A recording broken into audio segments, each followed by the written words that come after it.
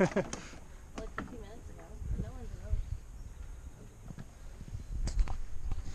That's not our drone.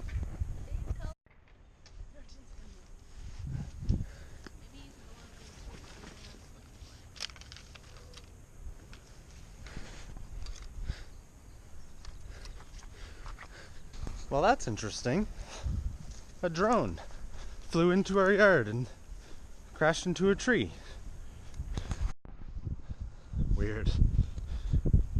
Okay, so why I'm wearing no shoes. You know when you get home from a trip and you gotta like empty the car and you get lazy near the end, you're like, oh, I'll just deal with that later. That's all my shoes this time.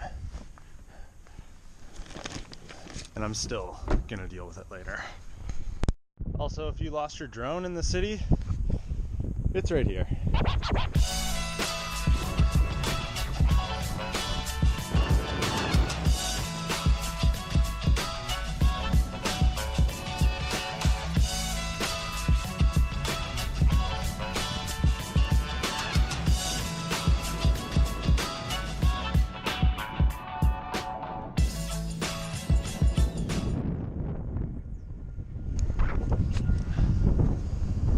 People who do graffiti, man, it's crazy how talented they are.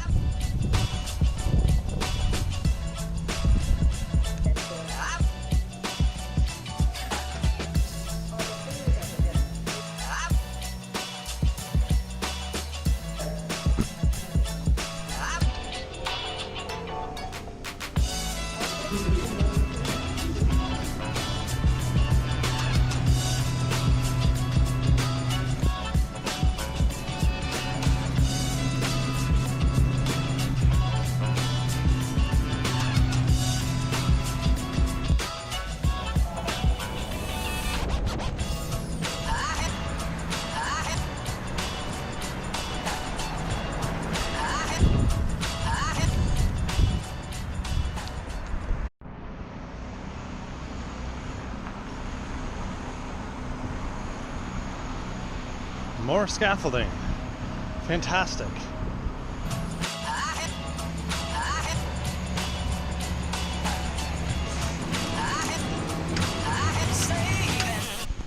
I'm like slightly worried about what kind of shape the shop's in because I left Nathan to be on his own on a Saturday after a holiday, and for some reason people really love to go shopping after like a day of a shop being closed or shops being closed. I don't really understand that. I don't get why people like have this absolute need to go into a shop as quick as possible. Actually, it's pretty not bad in here.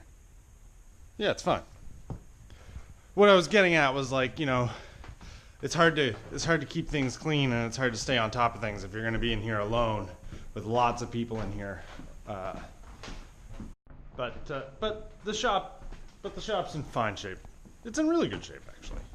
That's good. Hopefully, it didn't get too hammered with people. But Nathan works as a millwright out west, as most Nova Scotians have to, because we don't make very much money here. So I'm in here for the next 2 weeks alone again, and hopefully it isn't. Hopefully it's not too busy. But that's the nature of it. That's how things go. How many customers come in? I'm here a little bit early, so I'm gonna go get a coffee, and we'll continue with this rambling that I'm doing.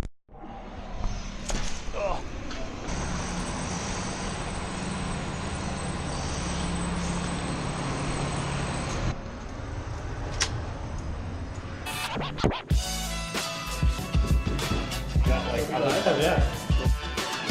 Yeah.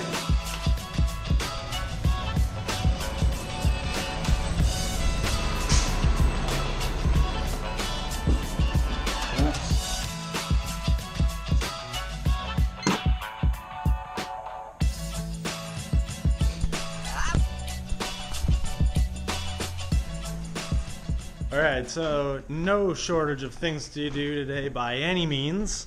But one thing I did notice on the way in was I went to shift this thing into a pretty easy gear coming up the street to come to the shop, and I immediately heard the derailleur going into the rear wheel. And that's a pretty good indicator that my bike probably fell over or was like knocked by something, which sent the derailleur hanger completely out of alignment. And you can see that it is pretty badly right now. And that'll send the derailleur into the wheel when I get into easier gears. And you can see how close that is, and I'm not even at the top. You know, something you'd kind of expect for a bike that I tend to let fall over a lot. And that's what happened. No big deal. I can fix that. But I probably shouldn't work on my own bike when I have a ton of other people's bikes here that need work done to them. So next time you see me, I'll probably be working on that, but it'll be closer to the end of the day.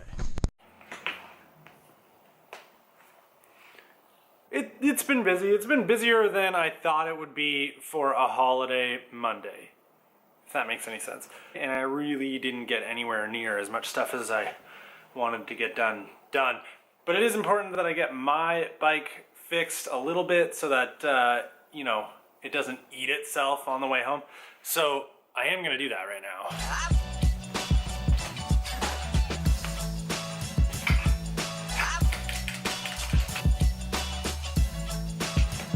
So a little while back, someone, I don't remember who, had asked if I could do like a video talking about some of the like special tools that we have, and when, you know, I talk in front of all the tools and stuff.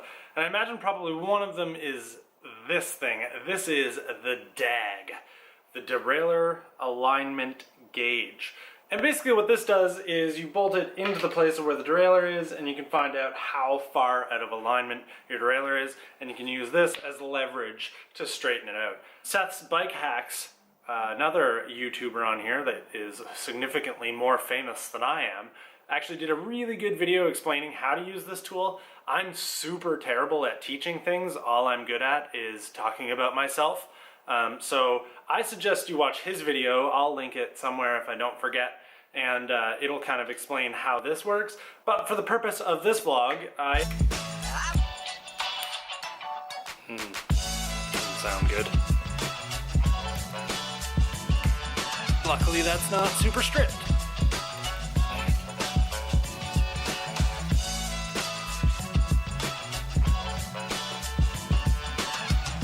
Honestly, the worst part of this is the fact that you can literally just break your derailleur hanger doing this. You know, it's an aluminum piece, so the more that you like bend it back and forth, the less amount of strength it's gonna have. So bikes that get beat around a lot tend to have derailleur hangers that get replaced.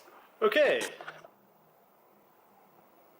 That is straight now, but on that last, you know, oomph of an effort, definitely felt it get pretty soft. So I'm gonna put in an order to make sure that I have one for when that one decides that it's no more. Also gotta make sure that I deal with this loose cassette thing that I've got going on here, and hope that's not a big problem.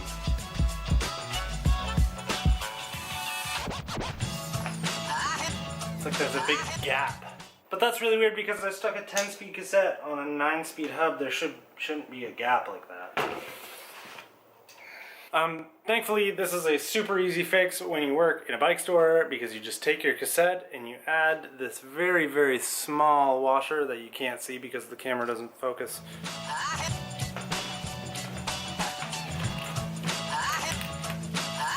There. Back to like kind of okay.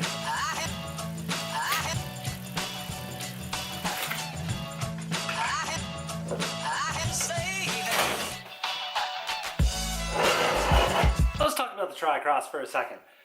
You all know that this is my bike that I beat the living crap out of, that I don't take care of particularly well, and in all honesty, everything that I just did to it kind of just like was band-aid fixes. I don't do a whole lot to it to try and make it run as perfect as possible. That's sort of the charm of a bike like this. If you don't have a bike like this that you care about, but like don't really care about, you're kind of missing out. It's a perfect winter bike. It's fun to just do everything you could possibly want to, and you know, you could paint stuff on them like I did. That's kind of fun. But I do have some plans for this bike that I kind of wanted to share with you guys, because this bike, being aluminum, is a perfect candidate, in my opinion, for having all of the paint stripped and doing like a polished aluminum frame. Specialized's been doing that a lot with their new bikes lately, and I really love that look. This is a Specialized, so I'm gonna do what they're doing. Further to that, because this like zebra army print thing didn't turn out really great, but I still like the idea.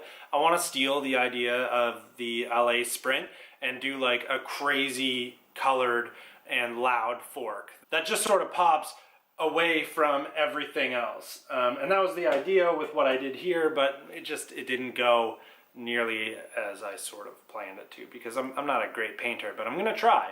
And then It's always the worst when I am like in the middle of shooting something and then a customer comes in and I stop shooting something and then I can't get back to it. So then a scene will abruptly end and then I'll be going home like I am right now. Probably the worst part about telling everyone what I want to do with this bike is that I tend to not have particularly great follow through with any idea I really have. I mean, most of the time it seems like I do a lot and, you know, I edit it into these videos, but I can edit that stuff.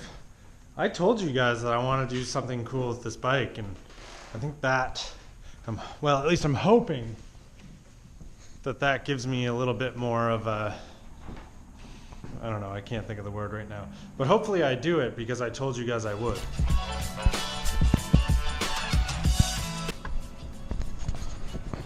It's like a ghost town on Barrington Street today.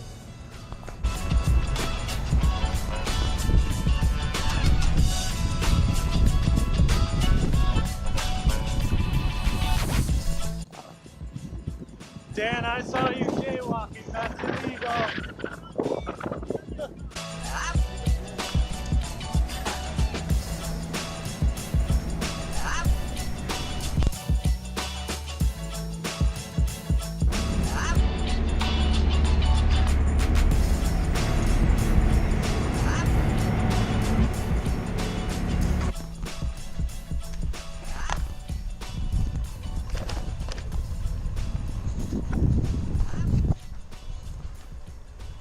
I had a pretty fair amount of plans for tonight, and all of them seem to have like fallen through.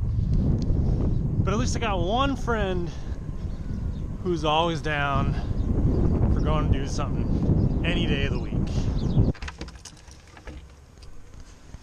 Hey, wanna go for a run? Running's not that interesting, so it's over.